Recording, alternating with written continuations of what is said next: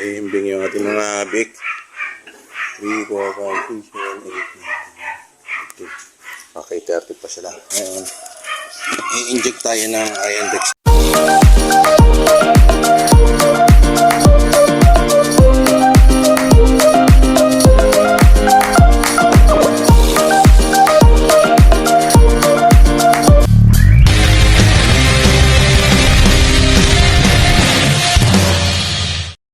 Brad, isang napakagandang umaga po sa atin lahat. Happy Sunday po. Ngayon patungo tayo mga kabrad sa bukid para i-injection na natin ng iron dextran dahil yung ating mga bake dahil ngayon pang 3 days na nila. Kailangan sakto natin. Ito at nag-ano na ako ng syringe para pang-inject natin.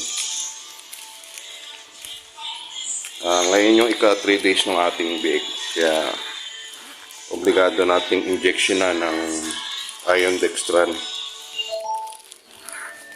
Tara mga kabrad, punta muna tayo sa bundok at tayo magmumotor lang ngayon. Mga kabrad, nandito na tayo sa ating mini farm. Injection na natin sila ng iron dextran mga kabrad.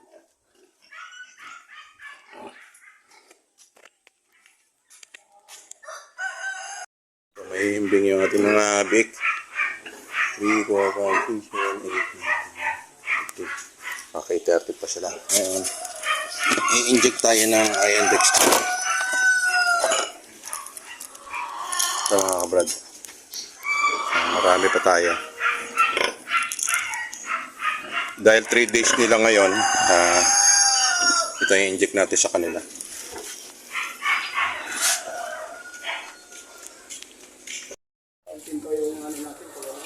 Mas gagamit tayo pentel pen mga kabrad.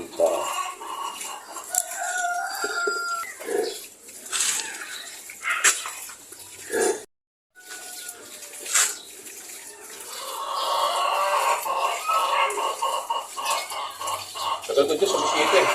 Katulad yun eh. Kinainit ko muna yung ulo eh. Ano natin? Ito ang simbahan. Kinainit lang. Lagi naman mainit ang ulo nila. May nabalawalog yun.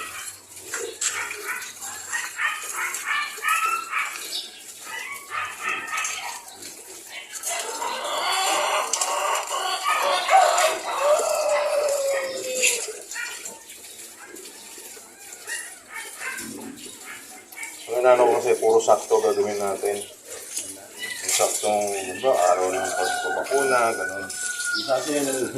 Isa pang 4 na eh. Minsan 6 nga eh. Kaya hindi na susunod yung...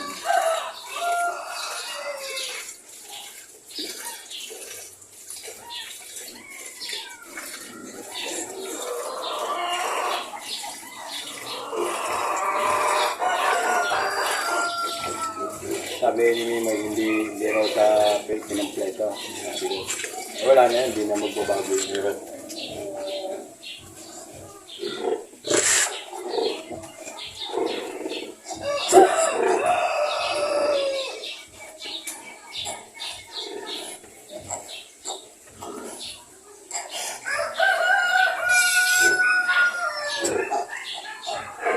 Hindi naman pasok sa ganito na pasok na pasok.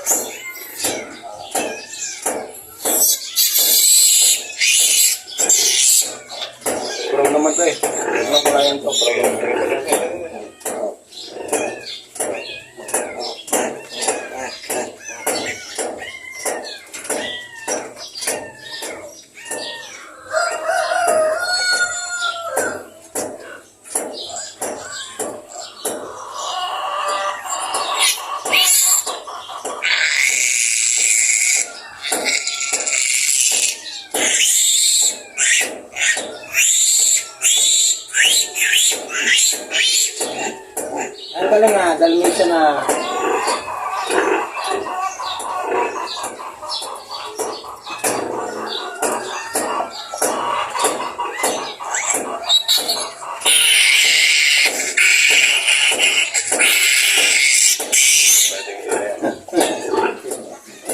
Ganda ng kulay mo.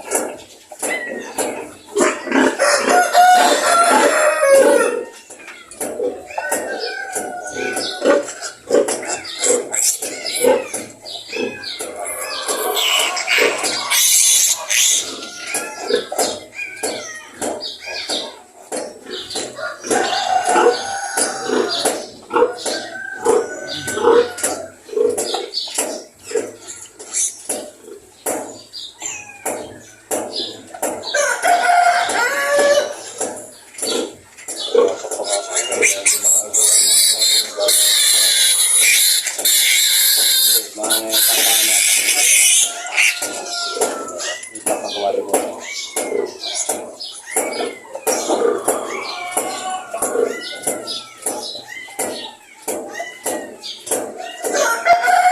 Tapos, palitan mo ng bedding ko rin, yung dayami ha. Kapalitan mo. Nalagay ka na sa malitan.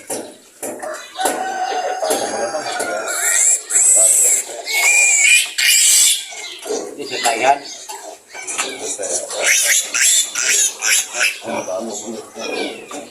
Eh, dito lang naman eh. Dito lang sa basa. Pero dito hindi na.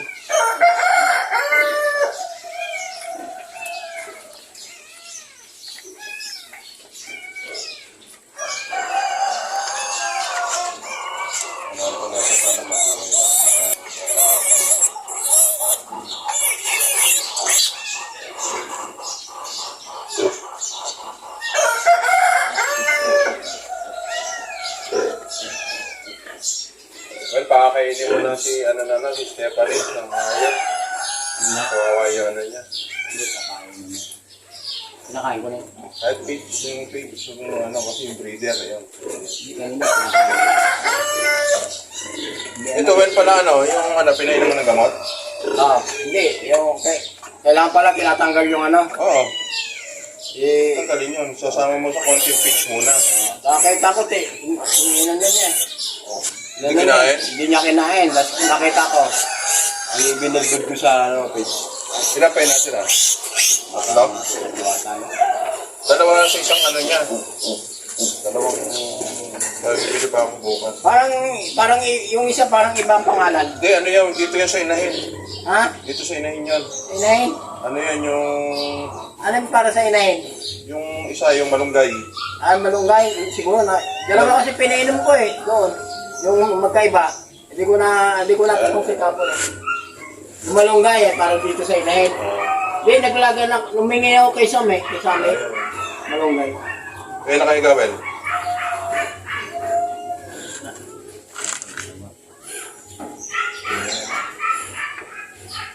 Pinanin ko yung malunggay.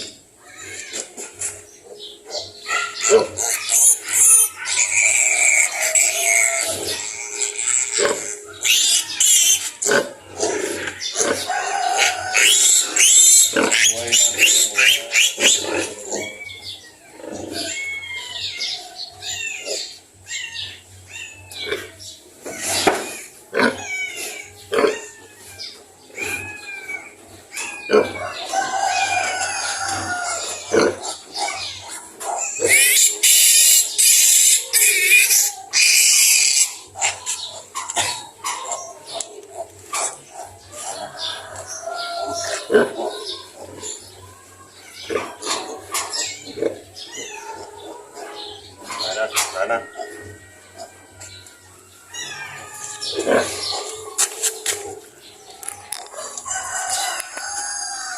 So ayan mga kabrad, okay. Tapos na natin yung ating 13 piglets na ma-injection na ng iron dextran. Ito nga, pinapapalitan natin ito kay Joel yung beddings nila. Ng dayami kasi basa na. Pero dito naman sa kabila, hindi, tuyo naman yan. Kaya okay naman na ang nabawas lang sa atin dito, yung nakaraan niya, yung isang pinakamaliit.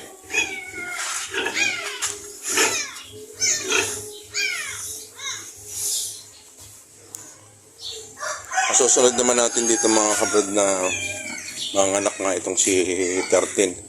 Well, may nangingitlog na naman dito, ano?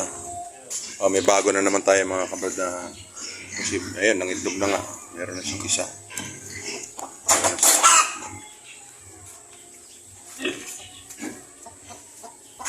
Ito si number 30, ito yung susunod natin mga anak.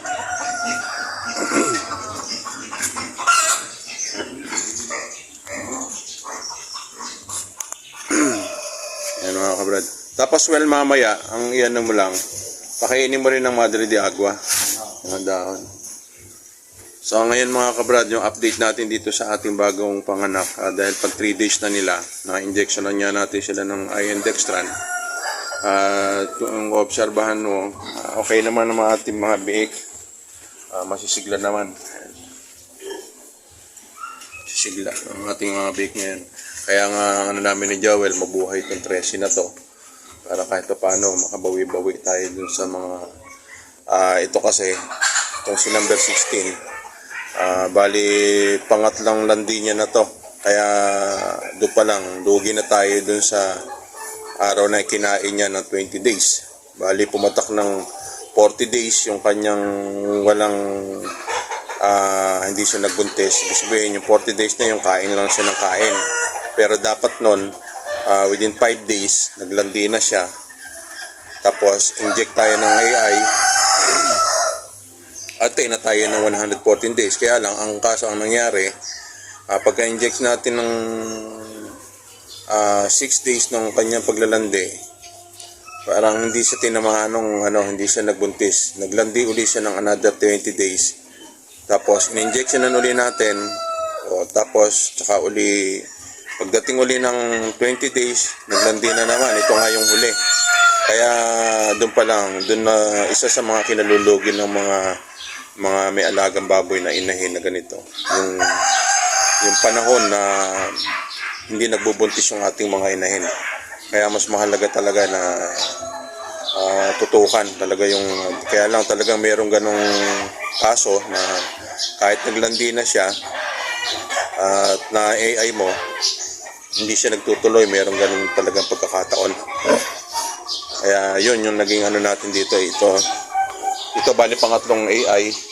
Yun nandun na sa number 17 sa dulo. Pangalawa ay isang AI lang yan. Ito isang AI lang din. Ito si number 15. Pero dito nakakasigurado ako dito. Sana lang yun. Ito mga kabrad, pinapalitan natin kay Joel ng beddings yung ating para hindi basa.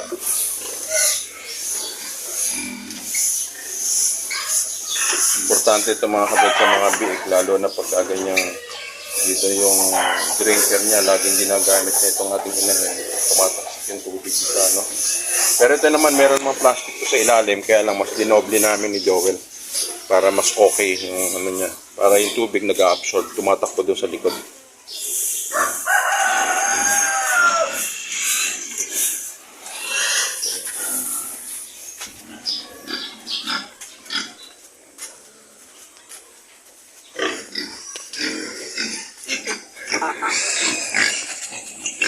Ay ating mga pabo nandito sa ilalim mo yan ay ilalim sila ng damo. Ito naman mga kabrad yung ating isang natitirang big na to, ililipat na lang natin doon sa nag-iisa na yan. Ilipat natin doon.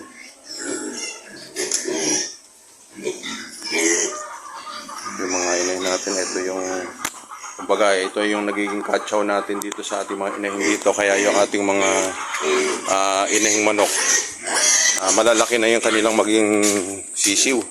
At saka yung magiging manok natin, siyempre, mas malalaki na kung ikumpara doon sa pure native. Kaya okay mga kabrad, tayo uuwi na. May gagawin pa tayo doon sa bahay ng ating guitar hanger. Yan mo natin, gagawin muna natin yan. Total, okay na rito, na-injection na natin yung ating mga biik. Isa pa, yung bulugan natin dito, inilipat na nila Joel dito sa ating kabila. Para yung brown naman na yun, yung kanyang makasta. Kung mapapansin nyo yung ating bulugan na yan, malaki na. Malaki ang ating bulugan na yan. Kasi ito, hindi siya pure native. Meron na siyang lahi. Ito.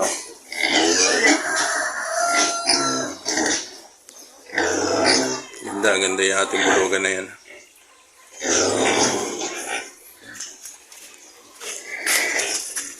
Bukas well at timbangin natin siguro itong ano na yan. Yung brown. Yung magandang iyan yan. May ano ba? Delivery order? Ayun niya sa 16.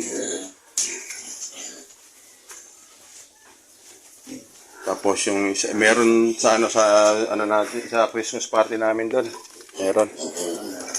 Kaya naman yung kay architect nga lang. Ating update sa ating mga bagong awat na native. Maganda sila.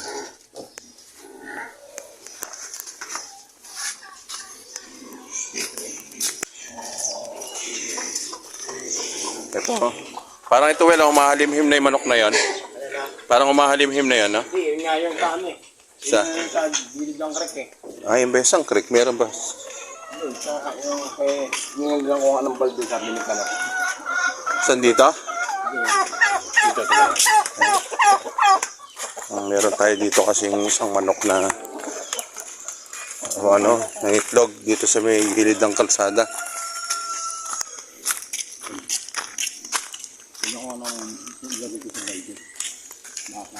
Pero nakasanayan na niya. Tinakpan ni Joel. Ayun. Ang dami, oh. Ayun, mga kababayan. Bagay ngayon, di tayo nangangamba dyan sa dahil wala namang ulan na ngayon. Na importante, meron siyang cover na ganun. Well, anahan lang ng tubig yung aso natin lagi. Yan. Kasi sa init. Minsan na yan.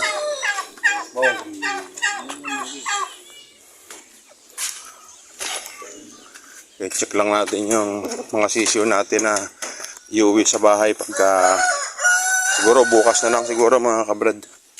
Bukas na lang natin ililipat. Yung darag natin pala nandun, oh. Well, dito pala nangingitlog yung darag. Yung darag doon nangingitlog. Siya pala na yan doon, ah. Yan. Okay. Doon din na yan. May nangingitlog din doon. Yan. Pahalimhim na siguro yan. Yung iba natin mga sisiyo mga kabrad dito. Ayan.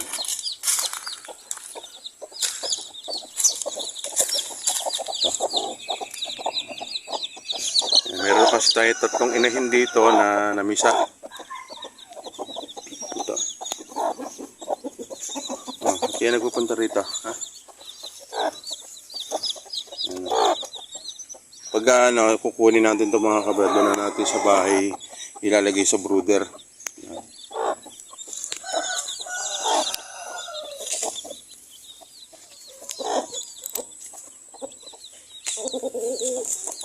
Okay. Mga kabrad, tayo pauwi na. Okay na, na-injection na natin. At meron lang tayong gagawin doon. Update ko lang sa iyo kayo dun sa gagawin natin dun sa ating bahay ngayon. Gagawa kasi tayo ng yung sa guitar hanger natin. Kakabit lang natin. Okay mga kabrad, sa bahay na lang tayo uli magkita mamaya. Ito mga kabrad, na ikabit na natin yung ating guitar hanger. Ayan.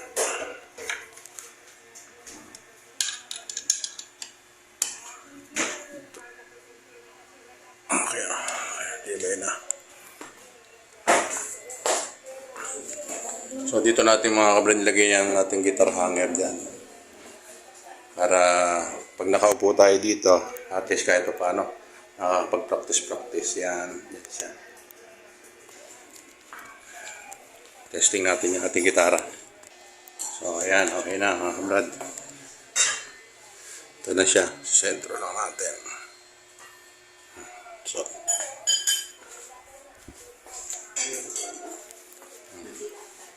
Yan natin TV rack na meron tayong nakasabit na isang electric guitar. Ating Les Paul, Mga brad, okay. Natapos na natin ating guitar hanger. Naikabit na natin at galing na rin tayo kanina sa ating mini farm. Okay, mali mga brad. God bless po sa ating lahat.